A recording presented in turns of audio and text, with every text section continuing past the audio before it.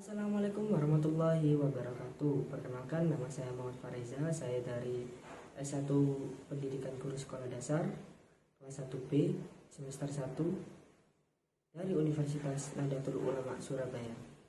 Kali ini saya ingin menjelaskan tugas UTS dari dosen pengampu saya, yaitu jelaskan 7 aspek kompetensi pedagogi guru. Dan yang kedua, jelaskan istilah-istilah mendidik, mengajar, melatih, dan membimbing. Oke, langsung saja kita bahas yang pertama, yaitu 7 aspek kompetensi pedagogi guru adalah terdiri dari 7 aspek pedagogi guru terdiri dari yang pertama, mengenal karakteristik siswa. Terus yang kedua, menguasai teori dan prinsip-prinsip dalam mengajar. Yang ketiga, pengembangan kurikulum.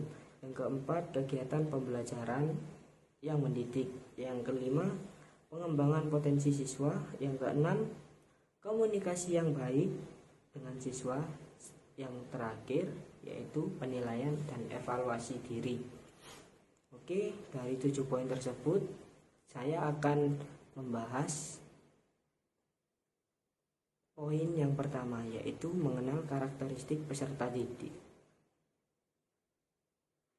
Mengenal karakteristik peserta didik atau siswa sangatlah penting bagi kita seorang guru, karena dengan mengenal karakter siswa atau karakter peserta didik, guru bisa menentukan metode, strategi, dan komponen pembelajaran lain yang tepat sehingga akan membuat hasil belajar lebih optimal dan lebih bermakna.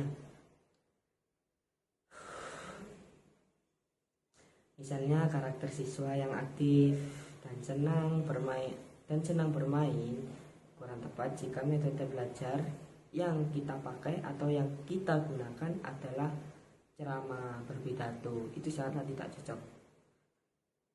Karena dengan memaksakan metode yang tidak sesuai hanya akan membuat siswa menjadi tidak semangat dalam belajar dan berpengaruh terhadap proses dari hasil belajar tersebut.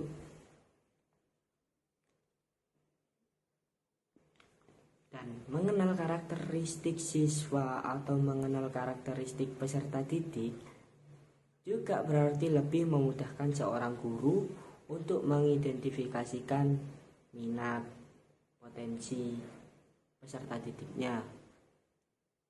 Dan ada juga karakter atau kepribadian dari siswa atau peserta didik kita sangatlah macam-macam, beragam lah, sangat banyak sekali ragamnya. Contohnya ada siswa yang aktif dalam bertanya, ada yang malu, ada yang ramah, mandiri, kreatif, bersahabat, bahkan ada yang nakal, membangkang, dan sebagainya. Masih banyak yang lain yang tidak bisa saya sebut satu persatu, karena dari sekian berapa siswa itu pasti punya ciri khas tersendiri, makanya saya tidak bisa menyebutkan. Semua sifat, semua karakter dan kepribadian itu harus bisa disikapi secara baik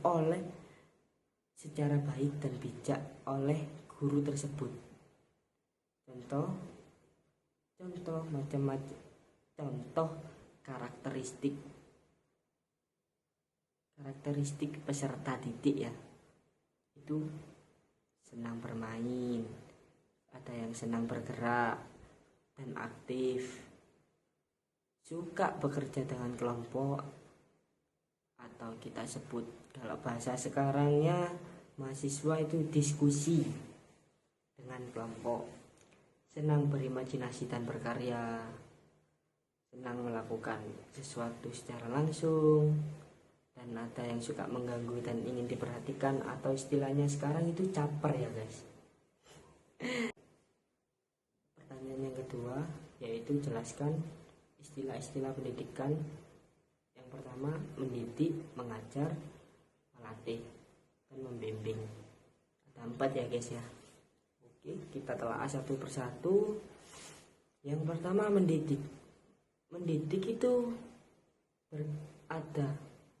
mendidik berkaitan dengan moral dan kepribadian. Yang mengajar berkaitan dengan bahan ajar dalam bentuk ilmu pengetahuan. Yang ketiga, melatih. Melatih berkaitan dengan keterampilan atau kecakapan hidup, atau kita bisa bahasakan yaitu life skill. Yang keempat, membimbing. Membimbing berkaitan dengan norma dan tata tertib. Oke, dari 4 tersebut kita akan menjelaskan satu persatu, bukan salah satu ya guys, satu persatu dari 4 istilah-istilah tersebut.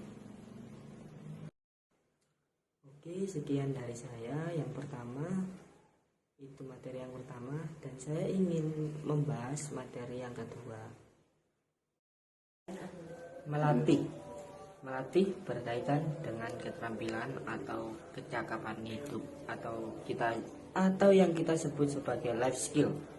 Pengertian melatih adalah suatu proses kegiatan untuk membantu orang lain mempersiapkan diri dengan sebaik-baiknya dalam usahanya mencapai tujuan tertentu. Yang keempat adalah membimbing. Membimbing berkaitan dengan norma dan tata tertib. Dilihat dari segi prosesnya, maka mendidik dapat dilakukan dengan menyampaikan atau mentransfer bahan ajar yang berupa ilmu pengetahuan, teknologi, dan seni menggunakan strategi dan metode mengajar yang sesuai dengan perbedaan individual masing-masing siswa. Lalu kalau dilihat dari strategi dan metode yang digunakan, maka membimbing lebih berupa pemberian motivasi dan pembinaan. Sekian dari saya untuk tugas UTS dari Pak Nanto. Saya ucapkan terima kasih. Wassalamualaikum warahmatullahi wabarakatuh. Oke, yang pertama adalah mendidik. Jadi saya sudah terangkan, mendidik itu sesuatu yang berkaitan dengan moral dan kepribadian.